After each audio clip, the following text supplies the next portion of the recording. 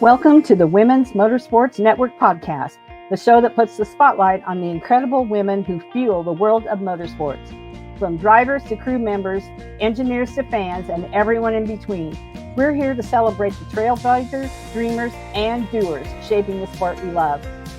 Each episode, we share inspiring stories of females of all ages, from every corner of the motorsports universe, past, present, and future. It's a journey through the seasons of life filled with heartfelt moments, laughter, and a whole lot of horsepower. So whether you're a lifelong fan, a racer yourself, or simply curious about the extraordinary women behind the wheel, settle in, relax, and enjoy a fun and uplifting ride with us. This is the Women's Motorsports Network podcast, connecting and celebrating women in motorsports, one story at a time. Let's hit the track.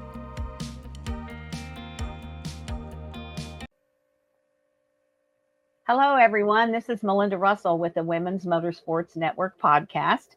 And my guests today are Megan and Rozalyn.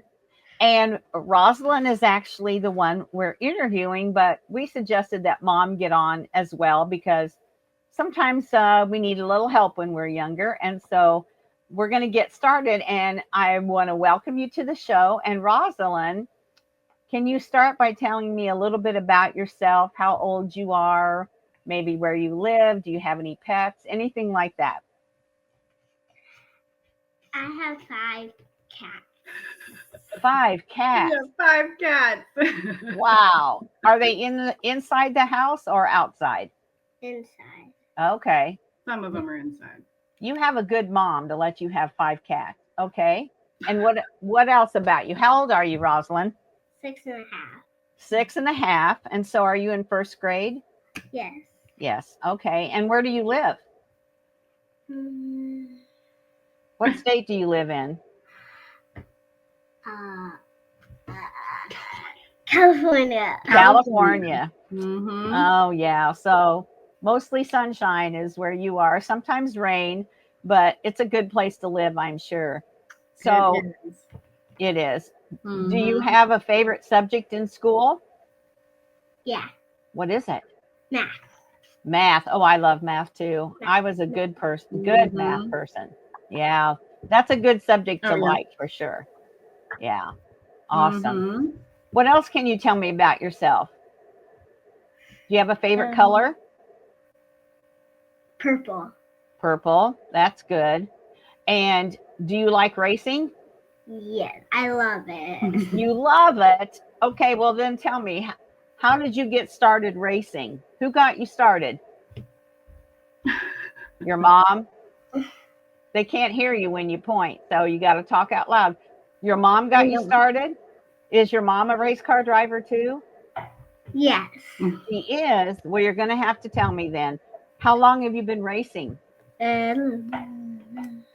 Just a few months. She just started training a few months ago, and then we're going to start the season here in a few more months. So okay. Yeah. So what are you driving? Is it a quarter midget, a kart? What are you driving?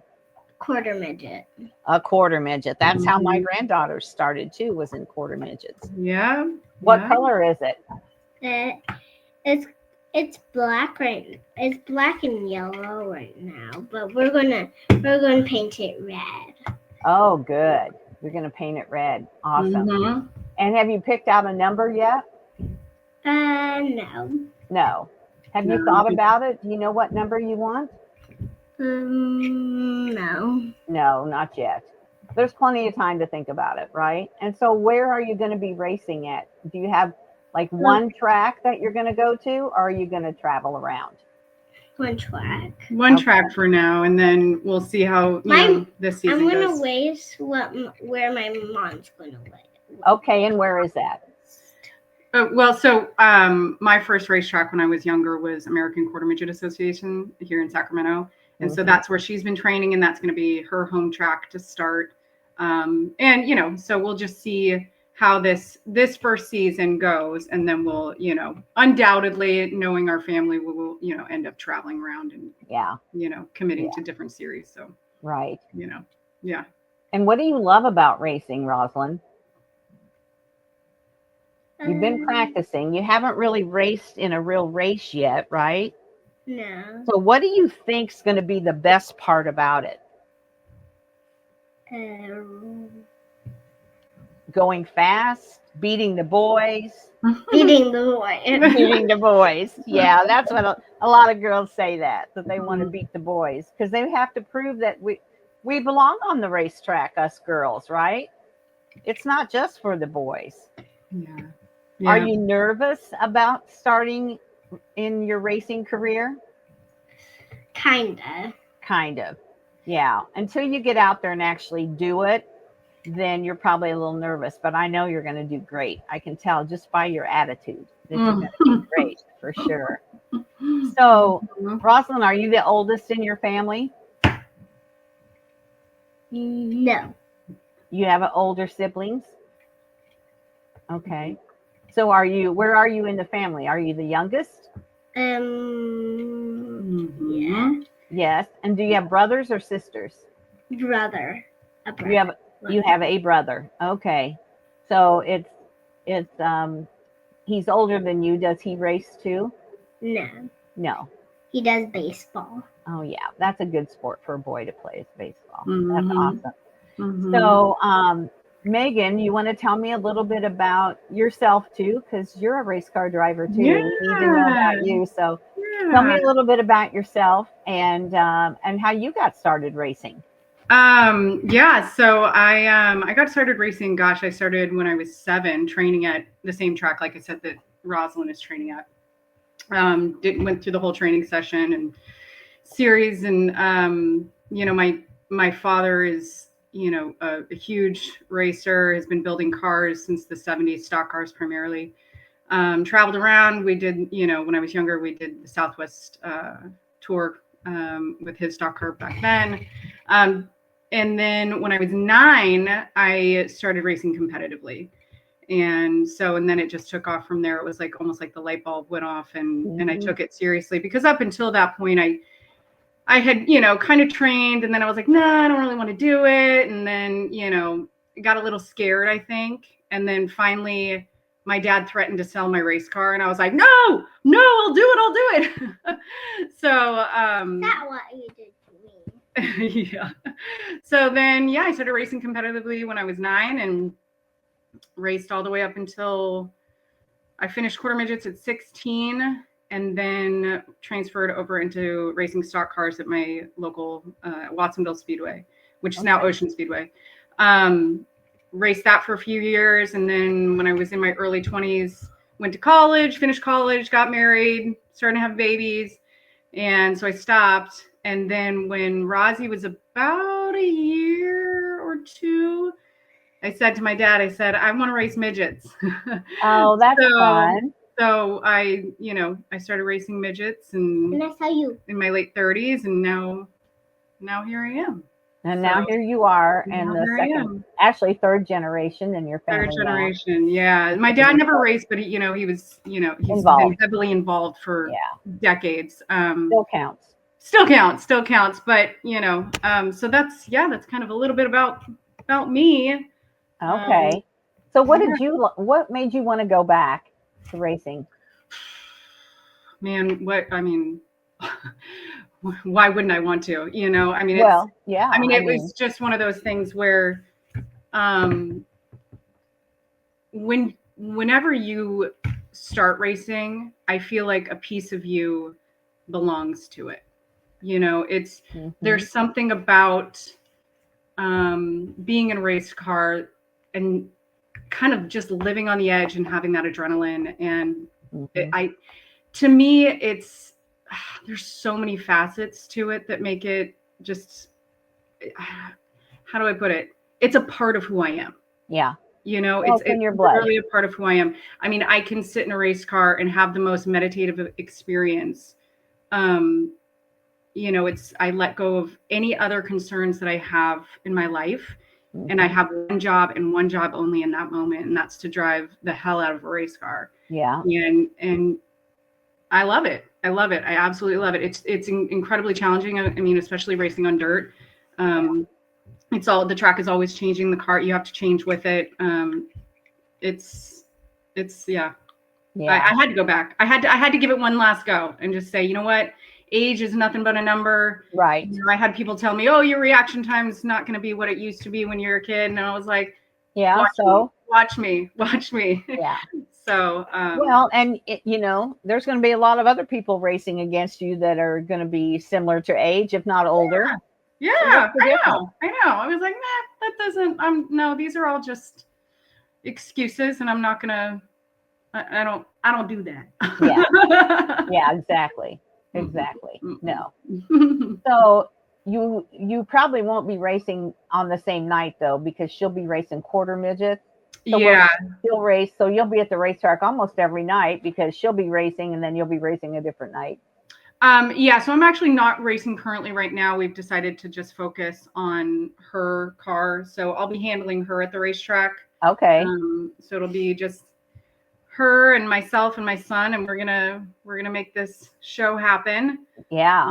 So hopefully I'll get back into a race car, sometime soon. But there's a part of me that's like, I've done my part. I've lived, my life in terms of racing. Now it's her turn. So, right. we're gonna focus on that for the time being, and then see where it goes. Yeah. So Rozalyn, are you excited about starting to race? Actually running a real race? Are there other girls that you'll be racing against? You don't know yet? Have there been girls at the practice? Yeah. I figured there'd be a few because quarter midgets, that's, where they usually start for sure. Yeah, there's quite a few. It was actually pretty incredible. I mean, when I first started there, I think was like one or two maybe that I raced against. And now, I mean, when I took her out just for her to check it out, there were little girls in suits everywhere. And I was like, look, Rosie, look at that. There's all these girls. And she's like, oh my gosh. Yeah. Sometimes it's, when I started the Women's Motorsports Network, I knew there were a lot of women involved in racing. And this was in 2017. But I had no idea, really, the numbers, for sure. And I went to a drag race, and not far from my house, I went to a drag race, and there were at least as many girls as boys. And I was like shocked. I had no idea there were so many little girls that drove dragsters. Yeah. And I was like, wow, there's way more girls involved than I expected. And so, it's great for me because I have an endless supply of people that I can talk to and promote and everything. And so, I love that. I love that for sure. That's awesome. No, I know. I mean, just to see the numbers, increase exponentially every single year, and to see the opportunities given to them is absolutely incredible because you see the talent that they innately have, right? And they've just never been given that opportunity, the financial backing to show that. And now it's happening, and it's like, it's incredible. It's super cool. It's super cool. And, you don't know what you can do until you try it. And there's a lot of little girls that are never exposed to racing and never get the chance, and, could be very good at it. You just never know. But I'm glad to see that Rozalyn's getting a chance because I can't wait to see how she does for sure. Yeah. Thank you. Yeah. I didn't know what to expect. Right. I took her, I just said, hey, do you want to go, check it out? Right. Didn't force her, didn't pressure her to do it. Just wanted to see. Cause I know her obviously well enough. She's my daughter. She's got a lot of personality. And she's pretty fearless. And so I thought, let's just go and see how this goes. And she kind of surprised me because the first time she went out, the steering was pretty tight on it and she wasn't able to make it all the way around the track. And this was a year and a half ago. She went through the infield and she came off and she looks at me and she flips up her visor and she had the biggest grin on her face. And I was like, do you want to do this again? She goes, yeah, I want to do it again. I want to do it again. Yeah. And since then she's just blown me out of the water. Her pattern's been down. The line's been down. she's hitting her marks. So Yeah. it's pretty Well, and cool. sometimes what's good about having somebody with no knowledge, and they're like little sponges, they just soak up everything. And you can get her started right. You can get Yep. her started with the right, a right way to do things. Yeah. And that's helps down the road girls to be more successful because they've started from the beginning with somebody who's done it or who knows what they're doing, and makes it feel so much easier for them to be comfortable in the car, and hopefully she listens to what mom has to say, and probably grandpa too. Yeah, so far so good. I've been the one that's been training her, and she's been pretty responsive. That's good. And taking advice pretty well. We've walked the track several times, and she listens. So she's pretty coachable so far. That's good. That's great. But it's pretty empowering to be her mother and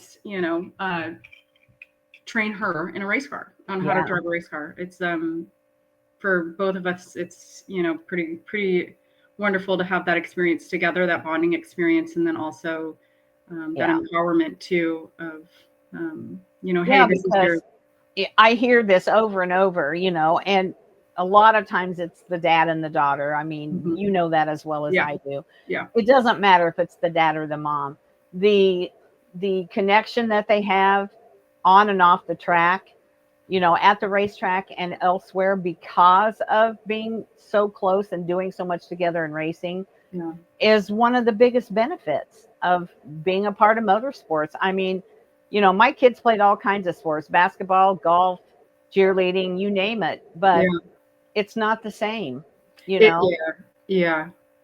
I know. I played sports in high school myself, and it's different. Because it's a whole nother level of dedication. Right.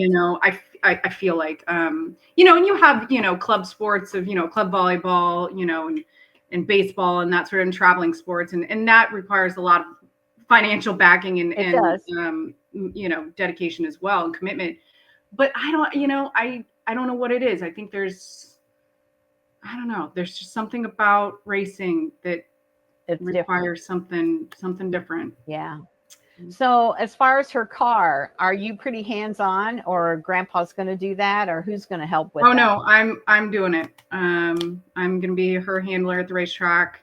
I've got a lot to learn, but I'm excited about it. Again, just it's going to be an experience, a learning experience for both of us. Yeah. So it's grandpa's going to be there a little bit when he can. Okay. But it's primarily just the girls and Asher, my son. Your son. And how old is Asher? He's 9. He's 9. Okay. Well, he's old enough to help do some things, so that's good. You'll have your own little pit crew there, Roz. So that's good. That's good for sure. So, Rozalyn, I know you're only 6, but do you have any goals for your racing for this year? Like, I just want to finish the races. I want to win a race. I mean, obviously you want to win a race. I get that. But, just starting out, we can't always win. And so do you have any goals, things that you want to do in your first year of racing? Or maybe mom can help with that answer. Any thoughts? Do you want to win a race this year? Yeah. Yeah.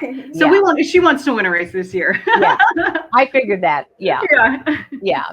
That's good. But you also want to maybe learn as much as you can learn. And what I would say that maybe you could make one of your goals is every time you get on the track, you're a little better than you were the time before. Yeah. Last race I did this wrong, so I won't do that again. I'll remember. And then, and eventually you're going to tackle all of those challenges. And then you're going to be like, whoa, look how far I've come. And then that's when you start winning races for sure. Yeah. And also I think a key point to that is not beating yourself up if for some reason the race doesn't go as planned, because things happen, things break. Right. Fall apart, accidents, crashes happen. Yeah. So you just pick up the next race and keep moving on. Yeah. And, one of the things that I notice when I interview girls or women, mostly I think I notice it the most when I'm interviewing girls, is like when they're 10, 12, 14 years old, they're so much more confident. They're much more mature normally than maybe girls their age. And a lot of it comes from things go wrong and they learn how to handle it. Like you said, the car breaks, somebody runs into her. Oh, she's a girl. They don't want her on the track, run her over or whatever, and things happen. But in the long run, there's so many life lessons that these kids learn at so much of an earlier age than other sports or, some sports. So I think that's a big part of being a part of the racing community for sure. Yeah. Well, I mean, and to touch on that too, I mean, I think any sport is teaches you valuable life lessons. Yes. But there is definitely something about being a female participating in a typically male dominated sport that it teaches you some lessons that you otherwise wouldn't necessarily learn in traditional sports. So yeah, for sure. I can tell you that I've gotten through many of my life challenges from the lessons and the foundations that I learned from racing. Yeah, absolutely. Yeah. So Roz, what do you like to do besides racing? Do you do anything else like dance or? I do dance. You do dance. Dance is very good for coordination, so that's good. So you do dance. What is there anything else that you do other than racing? No.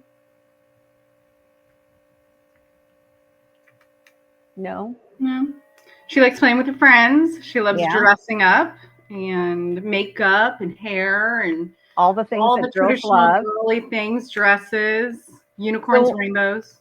So what do your friends think about you going to be racing a quarter midget? Do they know? Do they understand what that is all about? I didn't tell them. You haven't? Well, that's not true. You're best friends across the street. They know. They came with us one time to a training session. Yeah. But a lot of the kids don't know yet that she's going to be racing, probably. Yeah. Because that'll be something, when you start racing this summer and then you'll go back to school next year and they'll say, well, what did you do on your summer vacation? Oh, I raced a quarter midget and I did this and that'll be kind of cool. You'll have some cool stories to tell, won't you? Yeah. Yeah, for sure. Yeah. So, how soon do you start your races? Probably sooner than we do here because of the weather.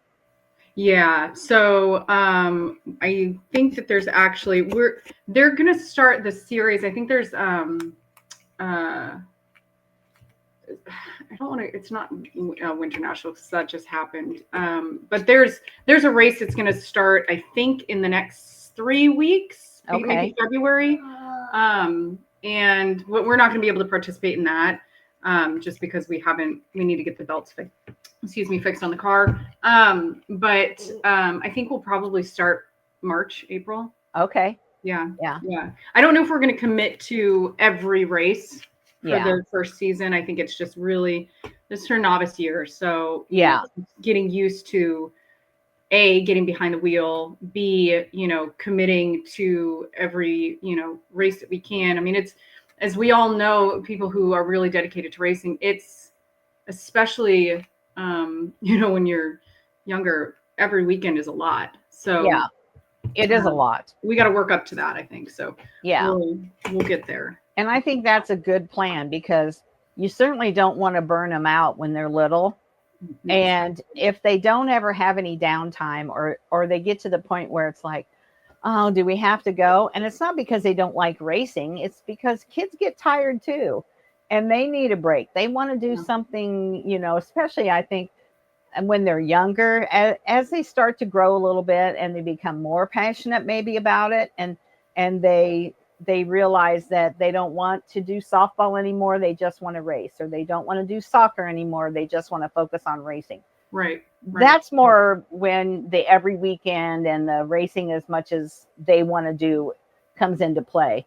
Yeah. But we don't even know yet how she's going to feel after she gets out there. Yeah. And so we want to let her take her own time, right? To get comfortable and to see that, hey, I really want to do this. Yeah, exactly. It's when it becomes too much of a chore right off the bat, too much of a job, you burn yourself out, you know. So we're just gonna ease into it, see how it goes, and then, you know, allow her to continue participating in her other, you know, like in dance and playing with her friends, because, you know, that was one of those things that, you know, when I was racing competitively as a child, you know, I missed out on a lot of, you know, playing with my friends. And I mean, I was racing every weekend. Even when I was a teenager, I was racing every weekend and working on my car during the week. So I didn't go to dances. I didn't go to parties. I didn't do, you know. I hear that all the time. I hear it all the time. And some girls, that's fine. They don't care, you know. It's okay. They don't care. But other girls say, you know, when they get older, they look back and they say, yeah, I kind of missed a lot. But at the time, racing was my focus. And I don't think, not that they regret it necessarily, but they look back and realize that those are one-time deals. Yeah, I think that I honestly just, in overarchingly, me personally, I don't feel like I regret missing out on any of those things. I think because I have the perspective now as an adult to know that what I experienced and the opportunities that I was given as a child not only shaped who I am today, but like were not opportunities that were given, you know, freely or, you know, readily. So I appreciate it more now, obviously, than I did then, because my perspective is different. And now that I have her and she's doing it, but also at that same point, like we're talking about, just going into it and not going gung-ho, but just being like, all right, we're going to ease into this. We'll see how it goes. Who knows? After the first year, she might be like, meh, I don't want to do it. And cool. Like, that's fine. I don't, you know. I think you've got a great plan in place for not only her, but for you too, because it's all the work's going to be on your shoulders. And so, you know, I'm sure you have other things that you could be doing, but this is going to be important, and you're going to make the time and give her the chance. That's all you can do. Yeah, for sure. Yeah. So, Rozalyn, is there anything that I haven't asked you about or we haven't talked about that you want to share with me about yourself or anything at all? No? I found out everything I needed to know about you, huh? How about you, Mom? No, anything we should talk about or that you want to share? I guess there's one thing that I've always believed in, and that is that while being a woman in a male-dominated sport is, you know, has traditionally been rare, or you know, I think that it's really important for us as women to also not exclude ourselves to the extent of, because here's the thing, we're always, as women in this sport, we're fighting for inclusion, right? We're fighting for inclusion in a male dominated sport, right? And traditionally we've been, you know, as a woman, it's, you know, when you win, it's a fluke. When you don't, it's expected, right? So you can never, it's almost like you're sitting in this position of like, I just, you know, I can never win, right? But on that note, I think it's really important for us to not exclude ourselves when we're trying to include ourselves. Yeah. You know what I'm saying? So don't automatically think that it's not going to go well. You have to put yourself out there and be confident that it is going to go well. Right. And also I think that, you know, the point I'm trying to make is that, yes, we should band together and empower each other as women in this sport. Absolutely. But I also believe that we all fall under, male or female, we fall under the umbrella of, we just are race car drivers. Exactly. And that's the point, right? Right. So yes, empowerment, 100,000%. And also, I'm just a race car driver. She's just a race car driver. We're just race car drivers doing the thing that we love to do. Right. And I think that that's really important. Yeah. Also, I do too. yeah. I love that. But I love this platform. I think that it's what you're doing is fantastic. I appreciate that. Encouraging women to not only go after their dreams, but especially go after their dreams in terms of racing, because it can be an uphill battle for Oh sure. yeah, for sure. You're facing a lot of Pretty much everybody. Yeah. Oh God. Yeah. I mean, male or female trying to get into the motorsports industry is hard. But, you know, and I love talking to little girls. I really do. I mean, I like talking to anybody, but little girls just, I think, have my heart a little bit, that, you know, they don't know what they don't know, and yet they're not afraid to try, and they're not afraid to get out there, and you know, and they're not intimidated by anybody, and so I love that part about it. So, yeah, it's interesting. It's interesting to watch. For sure. You know, before they fall under that, you know, the conditioning and the programming that starts to take away some of that self-esteem over time. You know, it's true. They're just living authentically. Right. You gotta love it. You gotta love it. Well, ladies, thank you so much for spending time with me today. Can you say goodbye? Thank you for having us. It was a pleasure. Absolutely. I really enjoyed meeting you, even if it is across the computer. And hopefully, Megan, you'll stay in touch and let me know how she does. If you tag Women's Motorsports Network when you post things like for social media, then I'll see it easier than if I had to search. Right. So be sure you tag me, and so that I can follow Roz and what she's doing, and I want to keep track of her. This is kind of fun to talk to somebody who hasn't really started yet, and to kind of see how things go. I'm interested to follow. So well, thank you. I appreciate it. Yeah, you're welcome. We'll keep you updated. Okay, adventure. It'll be an adventure, that's for sure. It will be an adventure. All right.